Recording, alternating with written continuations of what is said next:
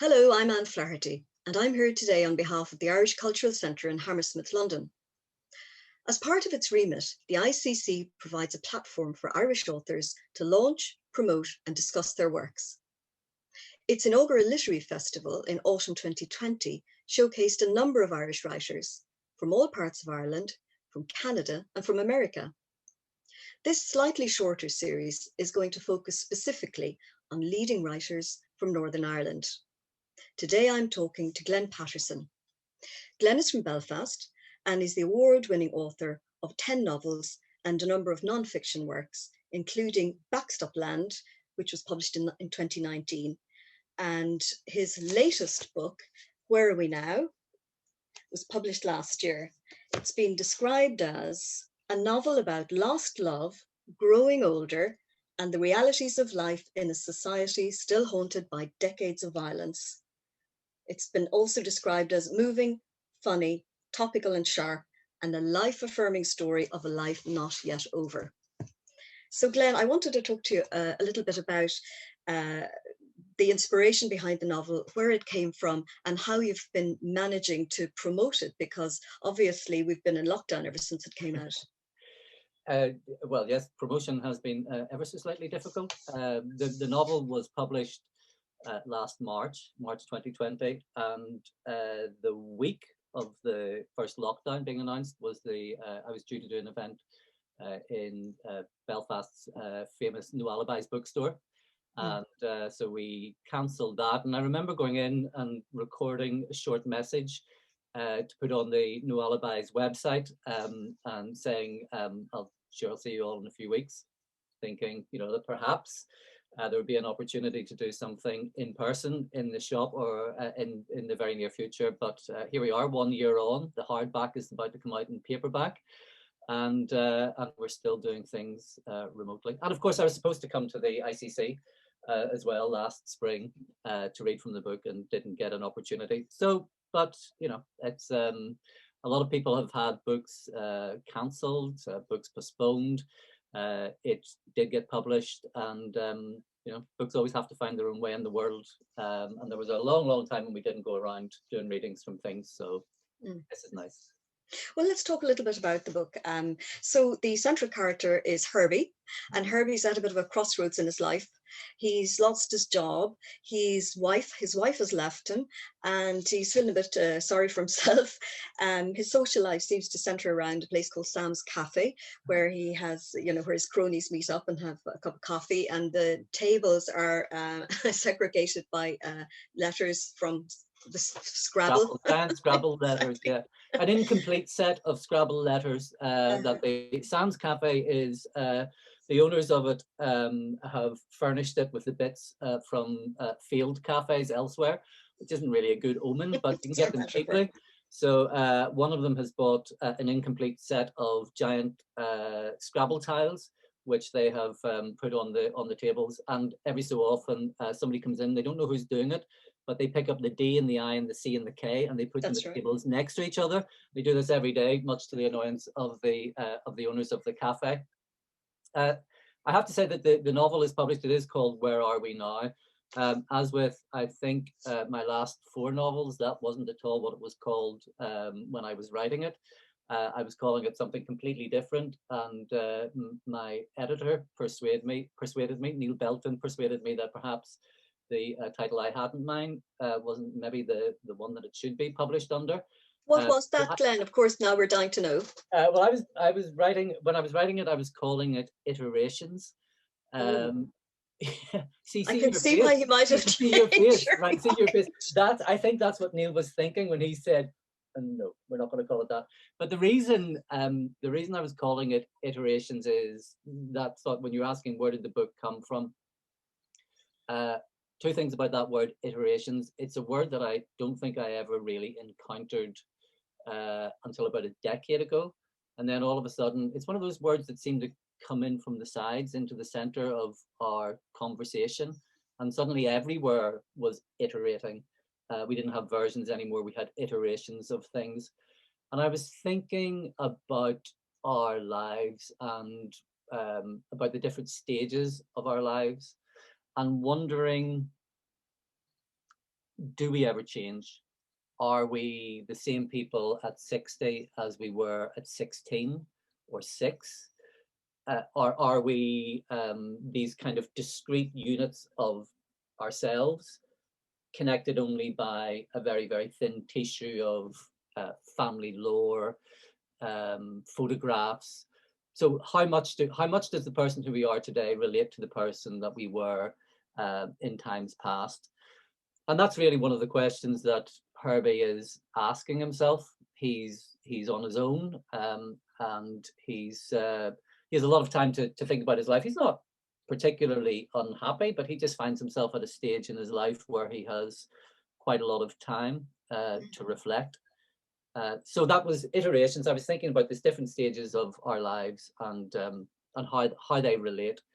But that wasn't really the title that my editor thought it ought to be published under. So it's Where Are We Now? And the title Where Are We Now? A lot of people might recognize or remember the late David Bowie song. I mean, late in David Bowie's career, he had a song called Where Are We Now? And I remember seeing the video for that. So that must have been about 2013 or something that came out. And it's a beautiful, beautiful song, so elegiac. Thinking about reflecting on his time and remembering his time in Berlin in the mid-1970s, late 1970s. And I just remember being so struck by it. I remember actually standing crying, watching the video for that and listening to that song.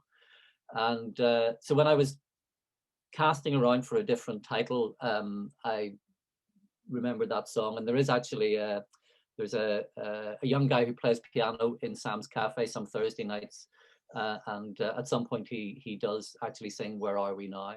And I thought that'll do me. Well, it is very fitting because, as you mentioned, Herbie is at a kind of a crossroads in his life. He's at, in fact, the book opens when he goes to his GP and says, "Someone has stolen my identity." Well, and that's of course, exactly, yeah. That's very, it's a metaphor, I suppose, for what's going on in the city around him.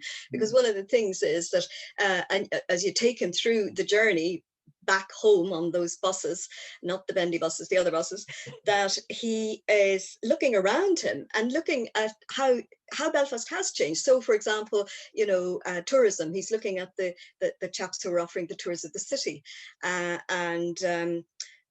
physically, of course, the whole place is changing, and he's changing too. But he doesn't quite know where. Now, he's got this job where he's actually excavating other people's ancestors up in the public record office, tourists and people like that who've come to look, for their family history.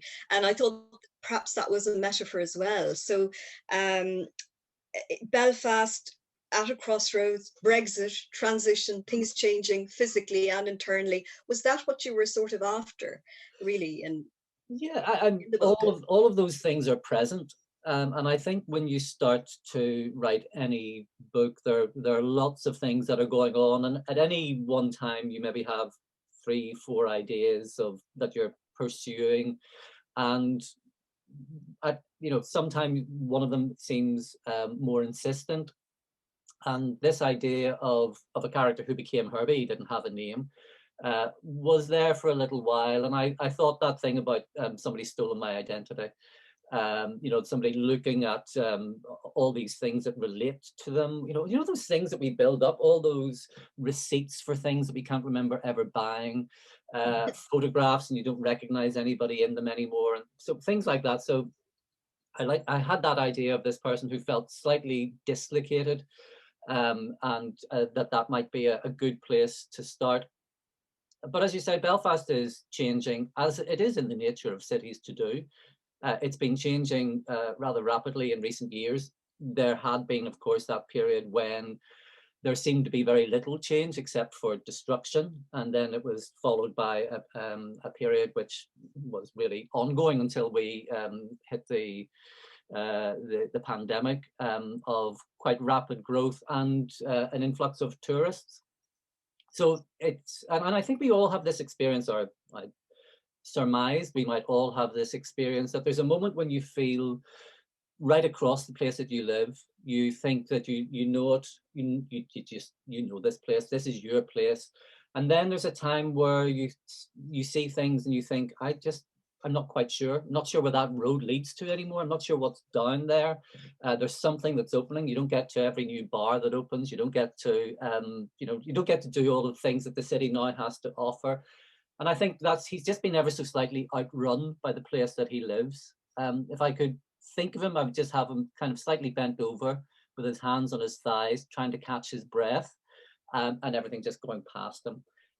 So he's got to a point in his life where the changes that are going on are not things that he in any way resents.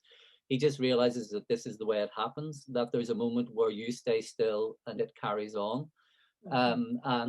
So that's exactly where he is. And then when I started writing the novel or thinking about the novel, there was no Brexit referendum. It hadn't been mooted.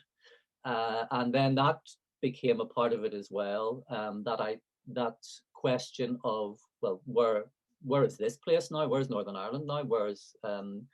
How does it relate to the rest of the island? How does it relate to the island next door? Hello, everybody in the island next door. If you didn't know you're in the island next door, that's where you are. So all of those things just fed into it.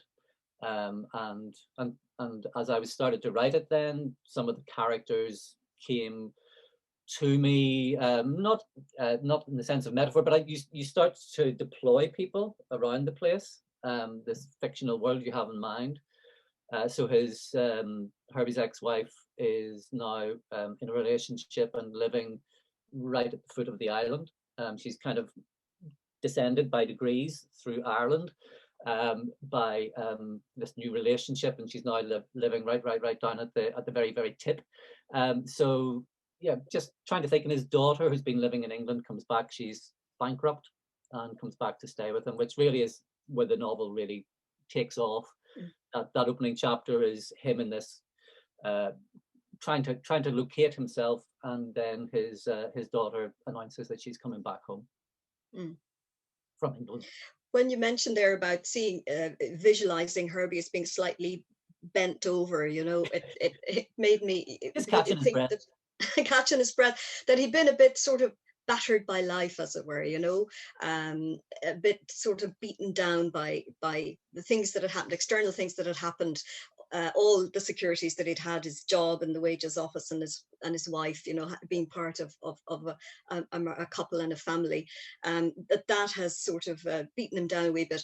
And then looking at the other characters in the book, they were, to me anyway, felt as if they were also a little bit, dislocated or a bit sort of beaten down by life. And it reminded me of something that you wrote, where you talked about the nobility of everyday life, people going about their daily lives, and that sometimes you sit on a bus and you look out and you almost feel emotional when you watch people just going on with life and getting on with things. And that was the sense that I got from the characters in that book, is that you were in a way trying to tell a story about people who, hadn't had easy lives. And given the year that we've just had and what we've gone through, and you realize just how extraordinarily difficult it can be sometimes just to get from one end of a day to the other. So I feel it even more, but I've always thought there was something heroic in making a life, and in any sort of extreme circumstances that you might find yourself in, as people in Northern Ireland did across the period of the Troubles. But then, as people have done through the economic crisis of recent years, there are all these things ranged against you. And to do what are called the simple things in life, it's actually very, very difficult. And I think that idea about people not quite having their place, I remember when I was young, I would have heard people always, you would be described in terms of your job. So that was you, and that was kind of like you for life. People had trades, they had occupations, and And you, if those things start to be taken away, if you enter into a world where work is no longer, one job is not going to define you, that your work is very, very, very uncertain, and that you might move from career to career, or from one job to another in a very short period of time. All of those things that you used to say were you are unreliable. So what do you fall back on? You kind of come back to that. What is the essential you? And I think we are social creatures. We exist and take our own sense of ourselves from the people around us. And so any of those things being challenged can be quite destabilizing for Herbie at the time that he's at. Quite a lot of them have changed all at once. But as I say, I don't think it's an exceptional circumstance that he's in. And I think, as I say, the last year, as we realize just how precarious so many of the things that we have maybe previously relied on for our sense of ourselves, we see how precarious they are, then we do maybe feel all a little bit more vulnerable. That is true. I wanted to ask you there, when you mentioned about the uncertainty of careers, the thing that came into my mind was being a writer. And in terms of your own childhood and growing up in Belfast, there was never any suggestion, was there, that that's the path that you would take? Like when you were at school, were you the boy who was, top of the class in English? Was it? How did it evolve, Glenn, that you actually came down into this? I mean, I always had an interest in writing, but I don't. It's always it's very easy to do it retrospectively and to retrofit it. But I did have an interest in writing, and I was, when I was very young, writing wee stories. And I would be taken, when I was in, primary one, taken up to the next class to read my stories. Read them out. Yes, yeah. So you can imagine how popular that made me with the people above. But I was always, as I said, it didn't make me a better writer, but it made me a better runner, because when I got let out of break time, they would chase you. So I did always write, but I don't think I ever would have had any idea that I was being a writer. I was just trying things out on paper. And I think that's maybe one of the best ways I know to describe what it is that I do as a writer, which is that I think things through on the page, that my relationship with words is one that takes place on the page. Yes, did you say that all novels are actually asking questions as opposed to answering them? Yeah, I do. I think in the very first instance, you're trying to, like that book that we're talking about with Where Are We Now? You've got an idea, a couple of ideas. You gradually understand a little bit more about a character like Herbie, but you're still asking yourself, who is he and what's he doing and what's going to happen to him as you're going along. By the time you get to the end of it, and then you revise it and you revise it again, and then the reader is in the position that you were when you started it. They open the book and they have no idea who this person is, but you are sometimes, always when you start to write, you're feeling your way, and the book in a way is the answer to the question, what is this book about? But yeah, I think that you're always kind of asking questions when you write, and I think books are ways of elaborate ways of asking questions about the world and our place in it. So I think books don't really give you the answer to anything, but they just give you other ways of perhaps posing questions. So you're there as a young lad, and you're writing away, and then it comes up to A-level time or whatever, and you're starting to think about what you might do.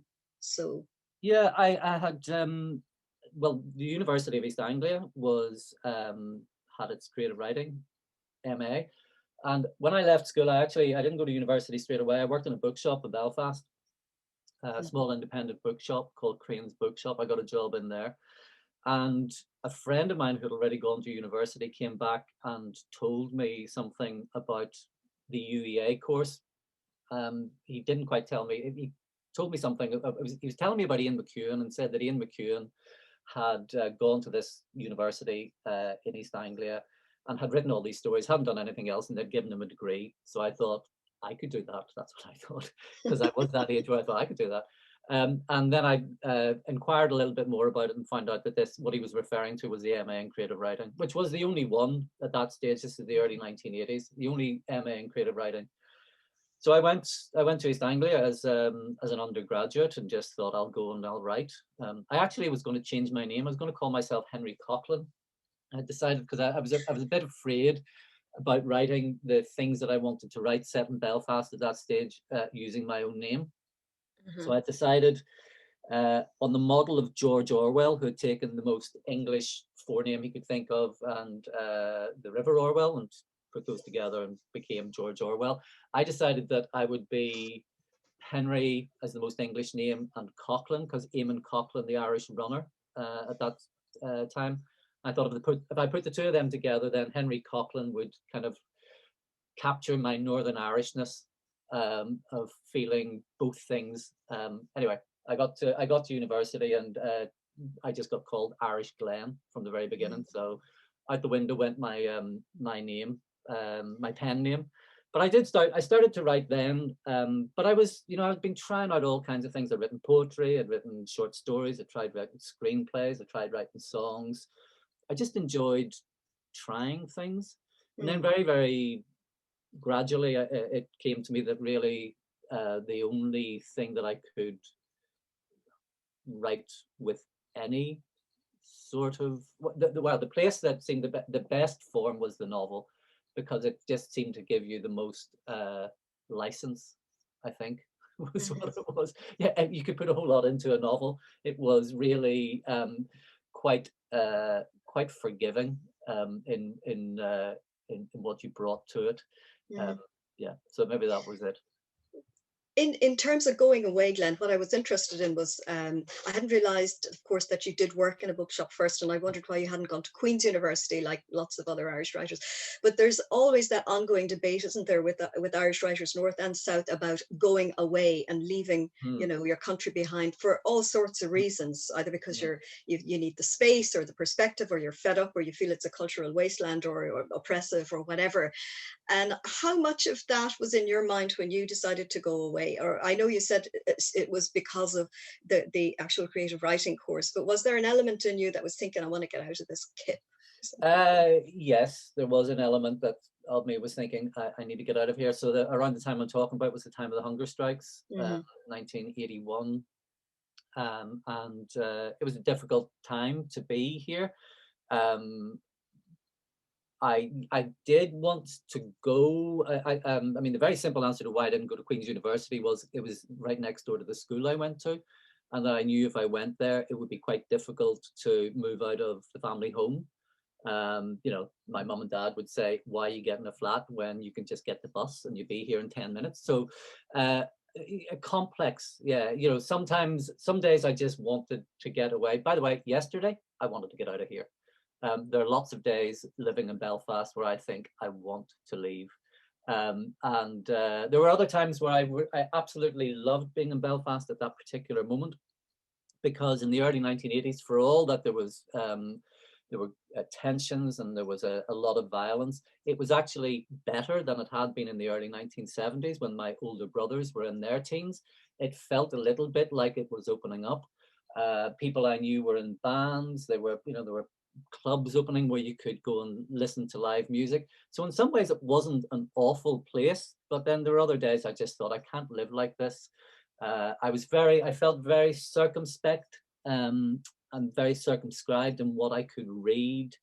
I was always afraid of being, stopped by, not by police or by the army, but by paramilitaries around where I lived.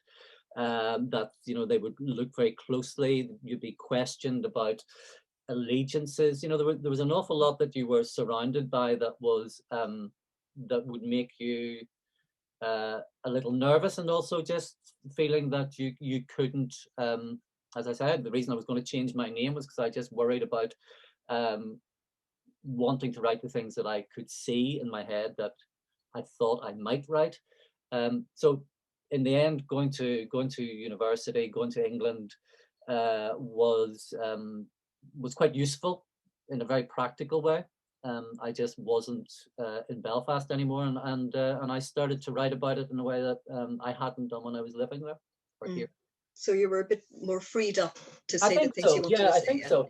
Somewhere in there, I need to say as well that the girl I was going out with at school, you know, there's always something else going on, you know, and if so there was a relationship involved in there as well, and yeah, so all our decisions are, you know, they're made up of different elements, but there was certainly a bit of me that thought I could do with getting out, and getting another perspective, just another way of turning around and looking at even the things of your own life up to that date. One of the things that was really interesting to me was when I did go away, I mean, politically, I've always been on the left. And it was a very curious thing as somebody who was politically on the left to arrive in England at that time and to seek out others who were politically on the left, who, hearing that I was a Belfast Protestant, I profess no religion, I practice no religion, but I'm still, that would be what I was termed, would have found that quite difficult, that you could have a political viewpoint that was on the left, and be from a background that they would have considered inherently unionist. So that was kind of a curious thing as well. I started to look a little more closely at the housing estate where I grew up, and thinking a little bit about things like the Anglo-Irish Agreement happened while I was at university in 1985. Anglo-Irish Agreement, and there were hundreds of thousands of people out in the streets of Belfast protesting against that. And I remember sitting with some friends, some English friends, and they were looking. These were Northern Ireland unionists out demonstrating, and I remember one of my English friends, shaking his head and saying, "Who are these people?" And I thought, well, I probably know quite a lot of them actually. So I thought one of the things I wanted to do in my writing was to maybe answer that question or ask that question again. Who are these people? Who are these people who feel themselves British, and maybe feel themselves to be British and Irish at the same time? So my first novel was called Burning Your Own. And although it was set in 1969, it was being written around the time of that Anglo-Irish Agreement in the mid-80s, and was probably a way of answering some of those questions or asking them again. So you were 26 when you published your first novel, and it did very well. And after that, you never really looked back, did you? It was full steam ahead and on to the next one. Half steam ahead onto the next one. I think it was 4 years between the first one coming out and the second one. And curiously, what happened when I started to write the second one, I decided that because the first one had been set in 1969, that I wanted to write something in the then present day that I was writing in, so the later 1980s. And I was still living in England, and but I wanted to set it in Belfast, and I would come back to Belfast by this stage I was living in Manchester. I'd be back in Belfast maybe every 8 weeks, something like that. And every time I came back, a location I'd had in mind had gone, because there was a lot of redevelopment going on. And this is in advance of the ceasefires and the peace process, but things were clearly improving. And I just thought it was changing so fast that I didn't have a hope of keeping up with the change that was going on unless I actually moved back.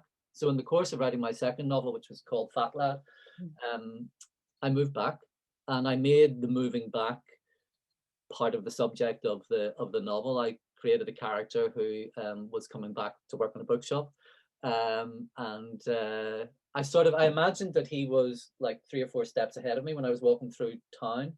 I would always think, just beyond the people in front of me, I can see him. There's Drew, and so that became part of it. And it was about the way in which cities, in particular, but the city of Belfast, how they change over time. So that was it. So it was really, that's where that came out of. And then at that stage, I that was me begun to move back. So I moved back permanently in the early 1990s, and have been here since. One of the things that interested me there a minute ago was when you said how when you went to university, having to sort of explain things to people about unionism, shall we say, or whatever, you know, whatever was going on in Belfast, and it strikes me that that seems to be one of the recurring things in your work is and particularly I think in Backstop Land, where you're trying to explain or you know chronologically bring politics and history from the you know from 400 years ago right up to now, but in terms of explaining to people, because when people said to you, who are these people, of course you repeated that again in Backstop Land, where you start to talk about the DUP and Theresa May after the election when they became kingmakers for a while. And that was that a recurring theme seems to be people saying, who are these people? And it strikes me that the complications and the layers of society in Northern Ireland, you know, where it's never simple, you know, Protestant and Catholic, you know, within that there are so many layers that you do as a writer, I suppose, especially if you're doing journalistic writing, have almost kind of like feel you're on a mission to explain to people the complexities of the place. Would that be true? The language of politics tends to be reductive. Exactly. And so those labels that they aren't even the labels of your choice. So there are things that are put onto you, and there are assumptions made because of certain words that attach to you. And so I think what you do with what literature can do, what art can do, of course it opens that up. It makes it about the individual experience. It's about complexity. So it complicates in a very, very, very useful way. And there are so many strands. In the mid-90s, just after I'd moved back here, I was asked to make a documentary for BBC Northern Ireland about Protestant culture. And I said to the producer who had asked me, I said, not on your life. I'm not going to go near anything that talks about that, because that is not in any way how I see myself. And then I thought about it, and I thought two things. I thought they'll ask somebody else to do that, and then I started thinking somebody else might do that, and I'll really hate it. I'll watch it, and I'll really hate it. So if somebody's going to make, I'll make it after. I will do that. I wouldn't mind doing it. But I thought if I'm going to do it, what I wanted to do was to look at all the aspects of that word Protestant and see, is there anything in there that's useful? Is there anything in there that I actually do feel pride in, but that I've taken some kind of inspiration from? And of course, when you do look at it, what you see is that there are so many varieties of this, that there's been such a tradition of radicalism here in the city of Belfast, going back to the late 18th century, when this really, really was, this was way ahead of many of the cities on both these islands. And there are all these different strands. And I thought, well, I can actually celebrate that as part of this really wonderful identity that I have, which instead of being reduced is actually expansive. I can have all of these things, and that's one of we actually called the documentary More of It Than We Think, and it's a line from Louis MacNeice's Snow, which I think instead of a national anthem, we should just have a national lyric, and it would be Snow by Louis MacNeice. World is crazier and more of it than we think, incorrigibly plural. It's a really, really important poem. MacNeice, a really important poet, born in Belfast, grew up in Carrickfergus, and then lived most of his life in England. But there's something about that idea of complexity, diversity, and about multiplying the idea that you can have all of these identities and hold them. So it's a very long answer to your question, but that's what art does. Art complicates in a wonderful way. It makes it very, very hard to reduce somebody down to one word or label, which very often in politics, and also sadly in the past here, was really trying to reduce something down to the one word for which you could kill somebody. Absolutely. Life denying as opposed to life affirming. Just mentioning there about stereotypes reminded me a little bit of different types of novels coming out of Northern Ireland, and maybe well, there's a change obviously in the atmosphere now, and there's an awful lot of there are an awful lot of new writers coming out, and maybe we'll talk about the Seamus Heaney Centre in a minute. But it just reminded me of two novels that I read myself last year, which were which of course Milkman and Jan Carson's The Fire Starters, and we've interviewed Jan for this series as well. I've interviewed her. Mm-hmm.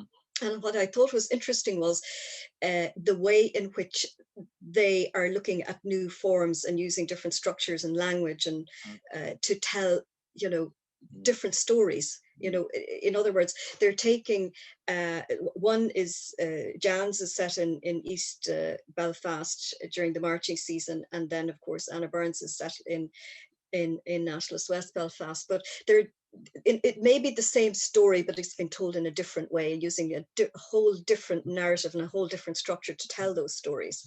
And do you feel yourself that there's a difference now in writing and living in Northern Ireland, that you know, there's a freedom now?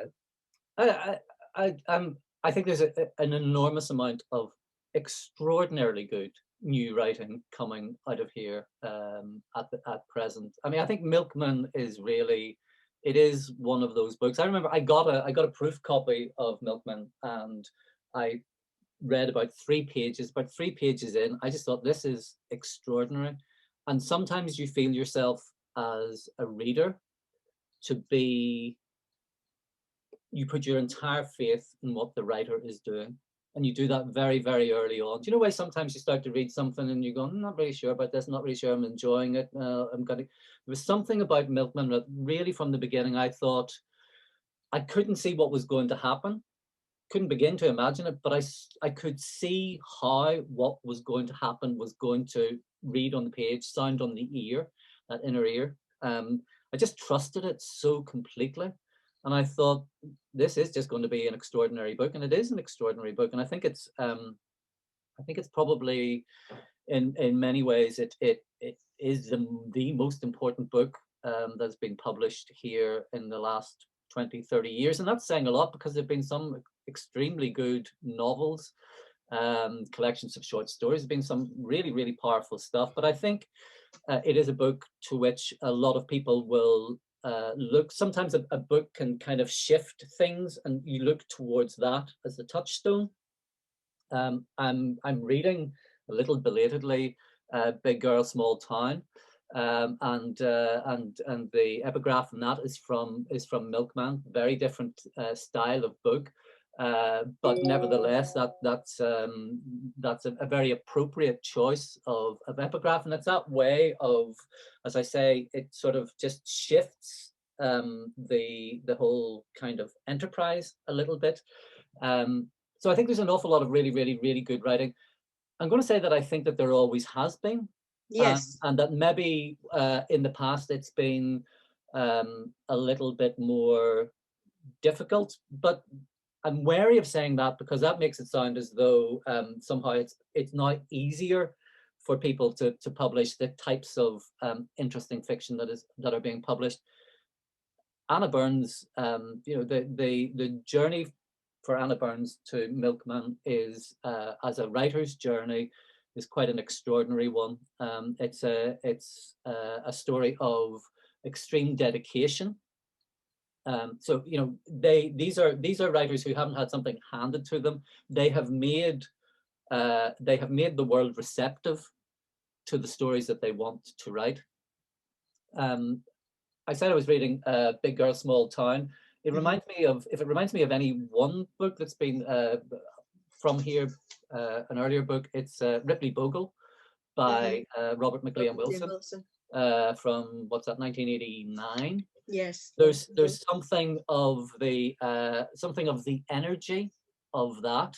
I mean, and you know, you read that, anybody who wants to know, wonders if there had been experimentation with form in fiction here in the past, just pick up Ripley Bogle and read the first couple of pages of that.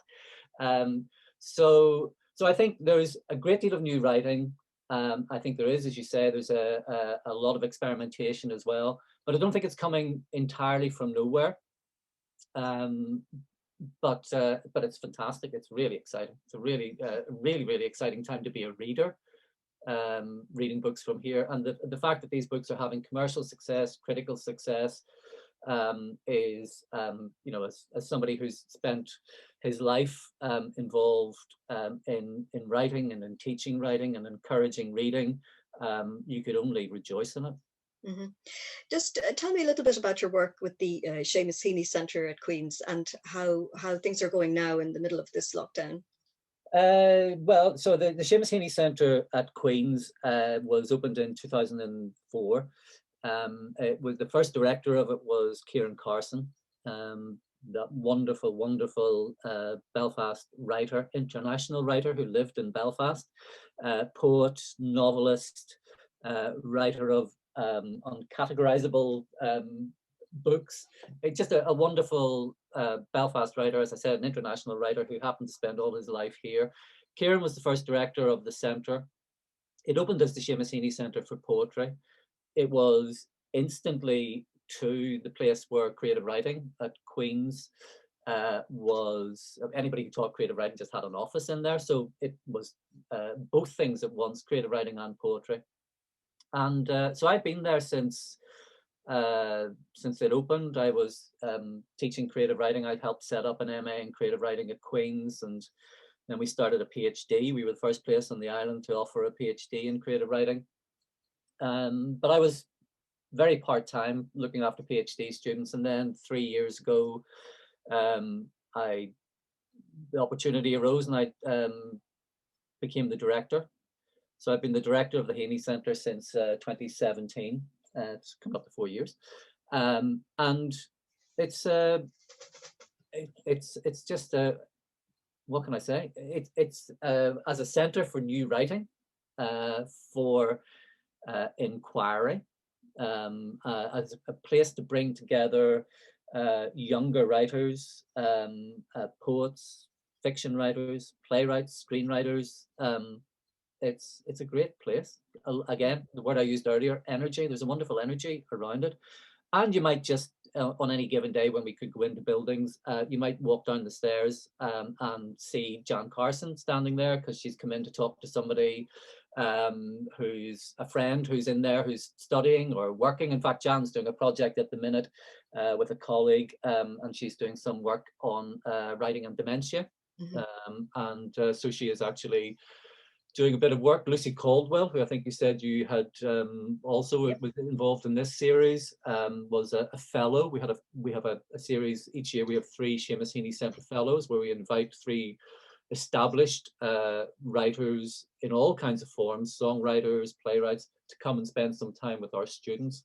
So my idea about it is that it's a place that we just, you know, it is a centre. So a centre has to be allowed, has to be able to invite people into it, and the concentration of people, I always think, is very fertile.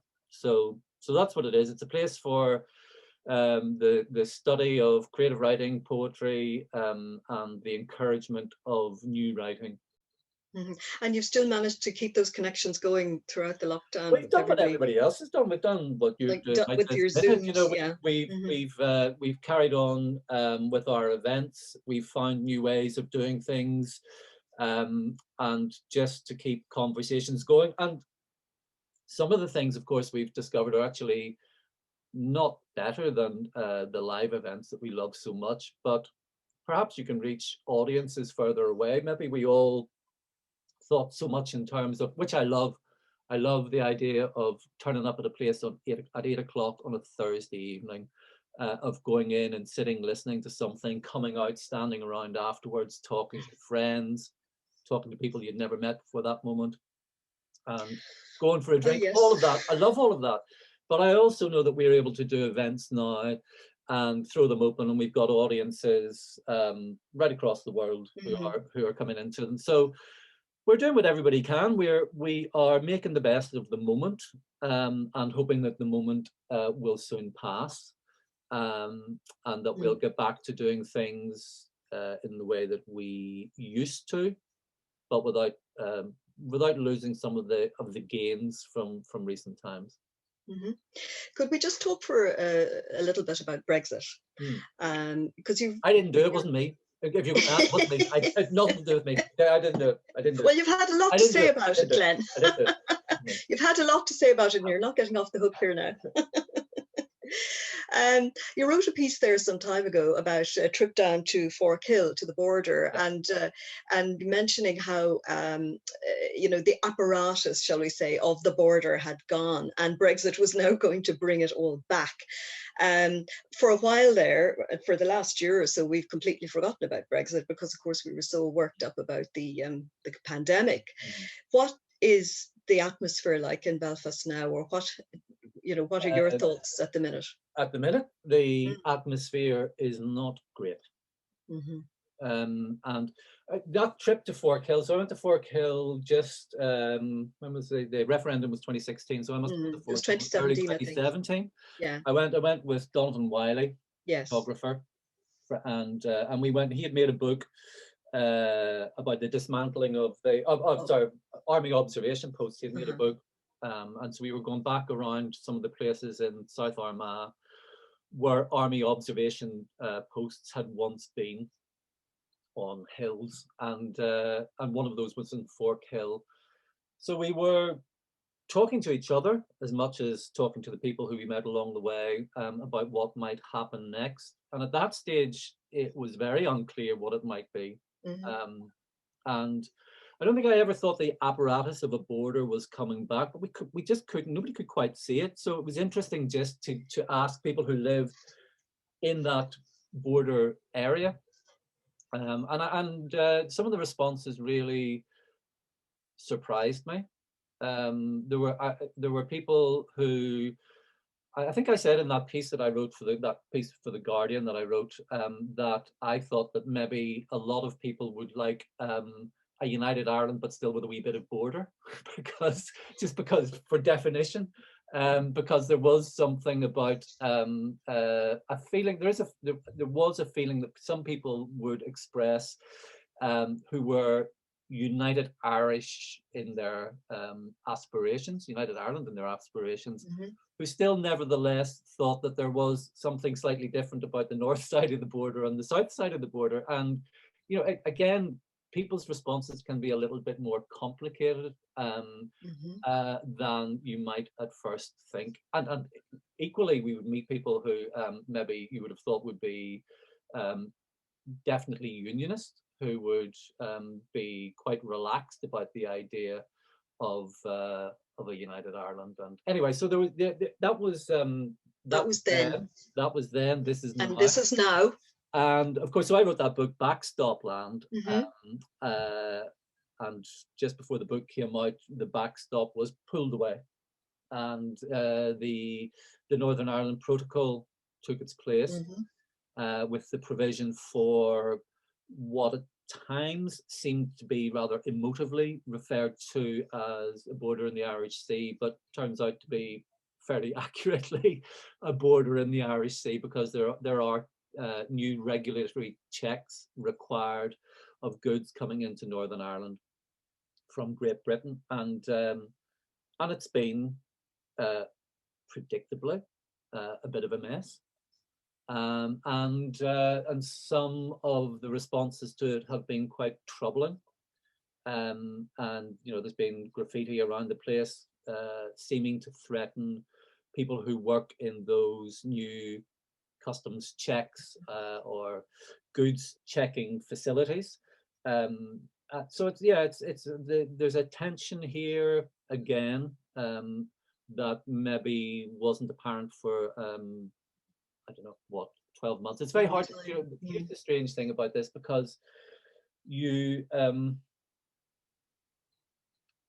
sometimes try to put a full stop and say, that's it, everything is settled, everything is fine. And of course, there, here as anywhere else, it's very hard to make a definite break and say, up until this point, things weren't good, and now everything is better. Mm-hmm. And likewise, to mark the beginning where something becomes deeply troubling, or is just a moment that you think we've got to get through this moment. So I think things are a little bit uncertain. I mean, I'm speaking to you, I don't know when this is going to be available for people to listen to this conversation, but it's the 11th of February as we talk. And to Friday before last, the European Commission mentioned the possibility of invoking Article 16 of the Northern Ireland Protocol, which would mean, in effect, there would have been a regulatory border on the island of Ireland, which the protocol was intended to obviate. And this was around COVID vaccines. But just for a few hours, the Friday before last, it seemed as though we were going to have in effect, a border. And a bit like I mentioned early on, the Anglo-Irish Agreement in the mid-1980s, these are small, often bureaucratic decisions. That's quite a big one. But these agreements that can sometimes be, or decisions that can sometimes seem to be made quite cavalierly, have enormous repercussions in people's sense of themselves. So all those people who were out protesting at the signing of the Anglo-Irish Agreement, if you try to enter into what people are thinking, you think, well, if somebody has grown up thinking all the time, I am British, or again, I am Irish, that is what I am. So since the Good Friday Agreement, people here have been able to think of themselves and encouraged to think of themselves as Irish, British, both, neither. You can pretty much, you could have been pretty much what you like. Brexit really upset that, because it looked as though you had to make a decision again to stay here, be a part of this. You couldn't be part of everything all at once. And as a friend of mine said at the time of just after the referendum, he said, I was quite happy living in Belfast, and he's Belfast, born and lived all his life here. I was happy living here as long as I knew I was part of something bigger. But the thought of staying here and being, the offshore of Great Britain, and that's all I am. I'm not part of Europe anymore. I'm not even part of this island. That's the way he was thinking of it at the time. So I'm not prepared for that. So I think those things do have an effect on how we feel ourselves to be. So they're crucially important. And we do not mess with these things lightly, which doesn't mean that we never change anything, but we think about what the repercussions of them are. I just realized that brings me back around to iterations again, really. I was just thinking the same thing. And it also made me think that in a way we've kind of come back to that circle where we started of why did you leave? It made me realize that, some people might leave, again. Because for various reasons, and also the impact of these decisions on the sort of people that you've written about in Where Are We Now? The economic, not just the political implications, but the economic ones. So yes, and as you say, people like to sort of have cut-off points and say, well, everything is either pre-Belfast Agreement or post-Belfast Agreement, but in fact history is a process and it never stops happening, and we're living through it and we don't realize it. I mean, someday somebody will write about the pandemic as a historical event. And also those things. My father died 3 years ago, and you look and you think about the worlds that nobody could have seen. So at the time that he died, the referendum had happened, but this pandemic that we're living through, the outworkings of that referendum, he'd already seen a lot of change in his life, but this is the unimaginable future. He would never have guessed. Who would have guessed this? And I always think we need to be humble before history. I don't mean about the past. I mean, we need to be humble thinking about how we're going to look to future generations. How did we deal with things? How did we behave towards other people? What did we countenance in our names? And I think we just have to be Yeah, I think we have to allow that things will happen in the future that we just can't begin to imagine ourselves. And at the same time, when people look back over a couple of 100 years at us, we will be unimaginable to them. And I'm an optimistic person. I absolutely I love living. I wouldn't say I love life. I love living. I love, my favorite word is abroad, not in the sense of, traveling very far away. I like being out and about. I like being in the world, and I rejoice in streets. I rejoice in uh, townscapes.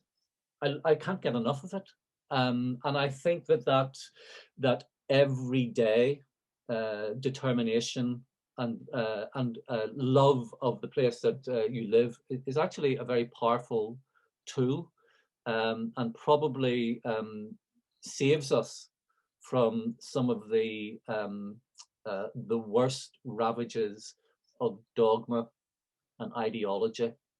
That it's a really important political position to be in love with living. And one of the things about being a social animal is that the best way to ensure your own freedom is to look out for everybody else's. So don't go claiming things for yourself. Claim them for other people, and trust that somebody else is going to look after yours. And I think that combination, that's what gives me optimism for this place. As soon as I stop talking to you, I'm just going to run out into the street and yell, "I love you," just the whole lot of it. To That's Belfast. it. Just the whole lot of it. Yeah, because it's brilliant. Well, if you want to do that now, I said, once you stop talking, I wouldn't be so rude as to do it in the middle of this.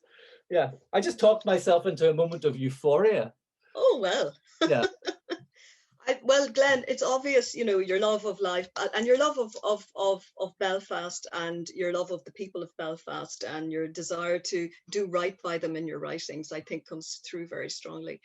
And it's been a pleasure talking to you. I'm conscious that the time has caught up with us, and we really look forward to welcoming you in person on the streets around Hammersmith. And you can shout, "I love you, Hammersmith," as well. I'm sure that'll go down very well. Listen, thank you so much. And I do very much love this city, and I do love its people. But one of the things is, what I love about literature always is, you don't have to know this place at all. Mm-hmm. You don't have to know North Belfast to pick up Milkman. You don't have to know. You just have to enter into that world.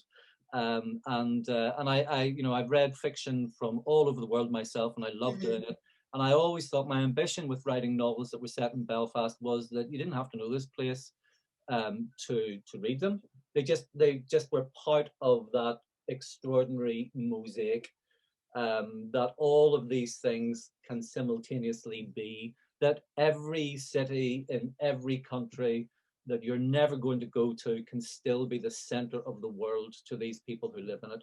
Mm-hmm. Oh, well, as you know, the parish is the universe. Yes. The parish is the universe. Thanks so much. Not at all, Glenn. Thank you very much. And if you want to give a shout out to your book, Where Are We Now? It's Head of Zeus, I think. Available in all good bookshops, as they say. And we look forward to your next one. You are working on something at the minute, are you? I'm actually, yeah. I'm working on a non-fiction book, and I'm working on a novel, and I've got a little book that I wrote during the first lockdown, just about a small park in Belfast that I pass every day, and when I'm at the university, and I realized that it had played a big role in my life, so I've written a very small book about that as well. That's fantastic. Well, we look forward to that as well. Thank you very, very much, Glenn. It's been a pleasure talking to you, Glenn Patterson. It's been really lovely. Thanks a million. And goodbye, everybody. And till soon in person.